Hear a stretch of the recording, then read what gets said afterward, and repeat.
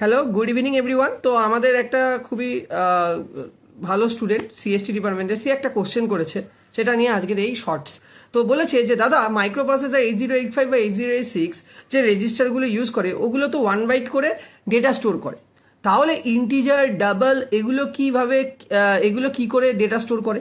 তাহলে দেখো, আমাদের 8085 যে মাইক্রো প্রসেসরটা আছে তাতে কিন্তু জেনারেল পারপাস রেজিস্টার কি A B C D E H L, তাই না?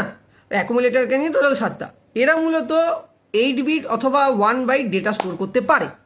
বাট কিন্তু আমরা যদি এখন ইন ডাবল এর মতো মাল্টিপল বাইটের ডেটা টাইপ নিয়ে কথা বলি, সেগুলো কিভাবে ডেটা স্টোর করবে? সেগুলো কিন্তু multiple register or memory location use করবে। ফর অ্যান এক্সাম্পল, ধরো তোমাদের ইন্টিজার যে ডেটা টাইপ আছে, যেটা কিনা তোমরা সিতে ইউজ করো, সেটা ইউজুয়ালি তোমার 2 বাইটস মানে 16 বিট কিন্তু ব্যবহার করে ফর ওল্ডার সিস্টেম, কারেক্ট?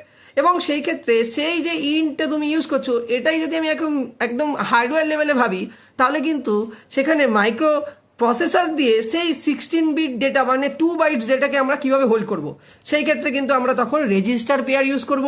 তোমরা ইতিমধ্যে আমাদের ভিডিও দেখেছো, রেজিস্টার পেয়ার মানে ডিই এইচএল অথবা বিসি, এবং এই ডিই এইচএল বিসি এই পেয়ারগুলোকে ইউজ করেই কিন্তু ওই ইন্টিজার যে ডেটা টাইপ তোমরা সিতে পড়েছো, তার যে 16 বিট ডেটা, সেটাকে আমরা স্টোর করতে পারি। তো এইরকম ইনফরমেশন পাওয়ার জন্য কিন্তু অবশ্যই ইজি টু লার্নিংটাকে ফলো করো, আর এরকম কোশ্চেন অবশ্যই তোমরা করো, এবং তোমরা জানিও তোমাদের মতবাদ কি এই কোশ্চেনের রেসপেক্টে। এরকম হাজারো কোশ্চেনের অ্যান্সার দেওয়ার জন্য আমি তোমাদের সাথে আছি, থাকবো। আর ইজি টু লার্নিংটাকে ফলো করো, সাবস্ক্রাইব করে দিও চ্যানেলটাকে এরকম ইম্পর্টেন্ট ইনফরমেশন পাওয়ার জন্য। থ্যাংক ইউ গাইস, টাটা। আবার দেখা হচ্ছে নেক্সট ইন্টারেস্টিং কনসেপ্ট নিয়ে।